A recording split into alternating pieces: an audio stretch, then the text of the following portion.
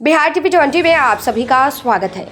बिहार के मधुबनी में वाहन चेकिंग के दौरान अल्पसंख्यक की पिटाई मामले में मधुबनी एसपी ने सख्त एक्शन लिया। इस मामले में मधुबनी के एसपी ने 5 पुलिसकर्मियों को निलंबित कर दिया है।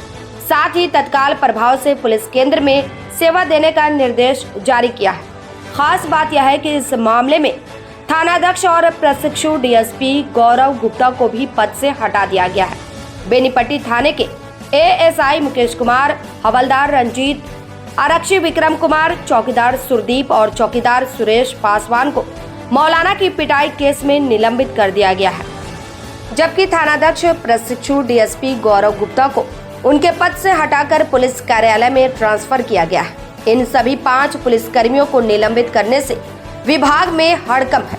आपको बता दें कि मौलाना फिरोज ने पिटाई को लेकर 1 फरवरी 2025 को ही पुलिस अधीक्षक मधुबनी को अपने साथ हुई मारपीट की सूचना दी थी।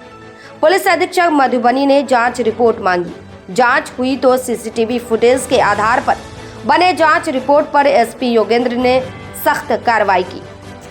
मोहम्मद फिरोज के साथ पुलिस पदाधिकारियों द्वारा बिना किसी जुर्म के मारपीट किए जाने की घटना से आहत बिहार के प्रतिपक्ष नेता तेजस्वी यादव बेनीपट्टी थाना क्षेत्र के कटैया गांव पहुंचकर मोहम्मद फिरोज और उनके घर वालों से मुलाकात कर गहरा दुख व्यक्त किया। इस दरमियान उन्होंने बिहार के मुख्यमंत्री नीतीश कुमार और पुलिस पदाधिकारियों की कार्यशैली पर भी सवालिया निशान लगाए। उन्होंने साफ तौर पर कहा कि बिहार में संघी विचारधारा के पुलिस पदाधिकारी होते जा रहे हैं। बिहार के मुख्यमंत्री नीतीश कुमार को तो होश ही नहीं है। मुख्यमंत्री को होश नहीं है कि उनके बिहार में प्रशासन का क्या स्थिति हो चुका है। भ्रष्टाचार में डूबा हुआ लोग हैं और पुलिस जो जनता का सेवा सुरक्षा करना चाहिए था, आज भक्षक बनी हुई है, अपना ड्यूटी नहीं कर रही है। बताइए, निर्दोष आदमी को पीटा भी रात भर, खाना भी नहीं दिया और 25,000 रुपया ले करके जो है छोड़ा। ऐसे ऐसे डीएसपी या पुलिस में जो भी विचारधारा वाले लोग हैं, जिनका संघीकरण हो गया है और जो लोग अल्पसंख्यकों को बुरी नज़र से देखते हैं, हम सब लोगों को बता देना चाहते हैं ऐसे लोगों को कि बुरी नज़र वाले जो देखने वाले लोग हैं, उनकी नज़र कैसे अच्छी होगी, इसका हर एक तौर तरीका हम लोगों को पता है। और आगे ये घटना ना हो, उसलिए हम सभी पुलिस प्रशासन के लोग से, डीजीपी देख रहे हो या एसपी देख रहे हो, मुख्यमंत्री तो अचेता अवस्था में, होश में नहीं है। जो डीके बॉस दिखाएंगे, जो डीके बॉस बताएंगे, उतना ही जो है मुख्यमंत्री को पता चलेगा। एक वीडियो हम लोग को प्राप्त हुआ था सोशल मीडिया के माध्यम से, जिसमें कि बेनीपट्टी थाना अंतर्गत ग्राम कटैया है, उसके एक व्यक्ति है मोहम्मद फिरोज, जिसमें उन्होंने पुलिस पे आरोप लगाया था कि वाहन चेकिंग के दौरान में उनके साथ मारपिटाई की गई, उन्होंने कुछ चोटें भी दिखाई थी।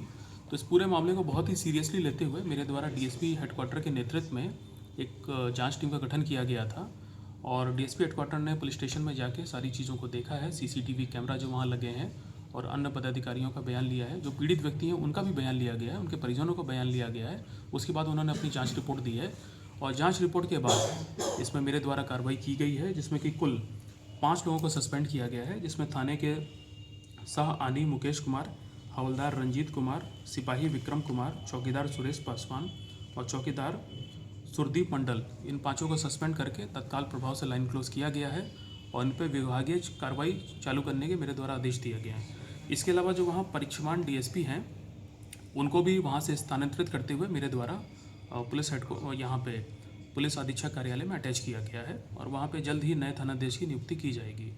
देखिए, मैं आपको बताना चाहूँगा कि जो जांच रिपोर्ट डीएसपी हेडक्वार्टर की प्राप्त हुई है, उसमें कुछ निम्नलिखित तथ्य पाए गए हैं। ये जो पीड़ित व्यक्ति हैं मोहम्मद फिरोज, ये 29 तारीख को सुबह बेनीपट्टी की ओर जा रहे थे मोटरसाइकिल से। उसी दौरान वहाँ पे रोड पे पुलिस ने एंटी क्राइम व्हीकल चेकिंग लगा रखी थी, जो कि प्रतिदिन यह ड्रिल की जाती है। पुलिस ने इनको वहाँ पे रुकने का इशारा किया तो ये रुके नहीं वहाँ पे, इन्होंने अपनी मोटरसाइकिल तेज़ गति से करके वहाँ पे भागने की कोशिश की। वहाँ पे और भी कई मोटरसाइकिलें हैं जिनका चालान किया गया था, तो सभी लोग रुके थे वहाँ पे। तो इस वजह से पुलिस ने फिर बल प्रयोग करके इनको वहाँ पे पकड़ा है। इसी क्रम में हुआ क्या है कि जो बल प्रयोग के दौरान जो पीड़ित व्यक्ति है मोहम्मद फिरोज, उनकी बाइक जो है तो वो अनबैलेंस हो गई और वो रोड पे गिर गई, जिससे कि वो कुछ दूरी तक घिसटा भी गए।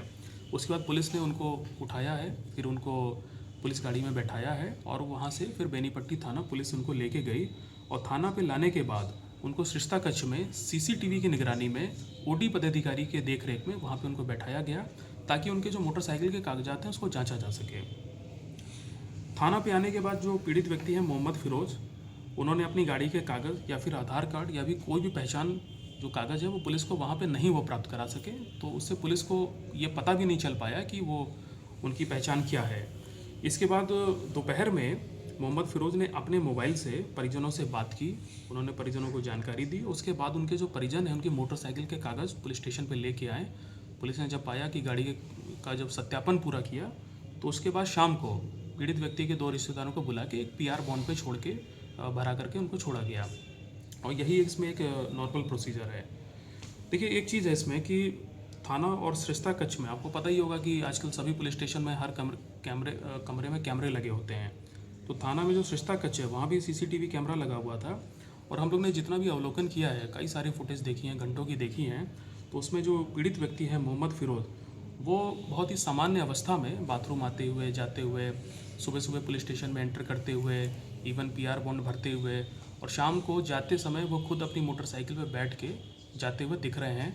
तो उनकी जो चलने की एक्टिविटी है उससे कहीं से ऐसा प्रतीत नहीं हो रहा है कि पुलिस स्टेशन के अंदर उनके साथ किसी ने मारपिटाई की है और इस चीज़ के कोई साक्ष्य भी नहीं मिले हैं और फुटेज इसी चीज़ को बता रहा है कि इस प्रकार की कोई मारपीट थाने में नहीं हुई है। लेकिन मैं ये बताना चाहूँगा कि जांच में ये चीज़ स्पष्ट हुई है कि वाहन चेकिंग के क्रम में गाड़ी जब ये तेज़ करके भाग रहे थे उस दौरान पुलिस ने जब इनको पकड़ने का प्रयास किया तो वहाँ पे बल का प्रयोग किया और संभवतः उसी कारण इनको चोट लगना प्रतीत होता है।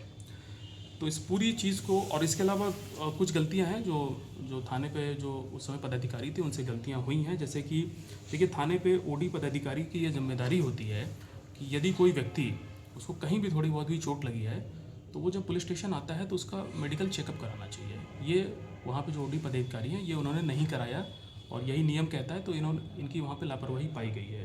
दूसरी चीज़ है कि थाने में जब भी किसी व्यक्ति को लाया जाता है तो तत्काल उसके परिजनों को सूचित करना चाहिए, ये भी नियम है। तो वहाँ जो पुलिस पदाधिकारी उस समय मौजूद थे, यहाँ भी उनकी लापरवाही गई है, उन्होंने ये नहीं किया। तो इन सब चीज़ों को बहुत ही सीरियसली लेते हुए मेरे द्वारा इन 5 जिसमें 2 चौकीदार हैं, 1 सिपाही है, 1 हवलदार है और 1 एएसआई है, इनको तत्काल प्रभाव से सस्पेंड कर दिया गया है और जो वहाँ पे परिचमान डीएसपी थे उनको भी वहाँ से क्लोज कर लिया गया है। धन्यवाद।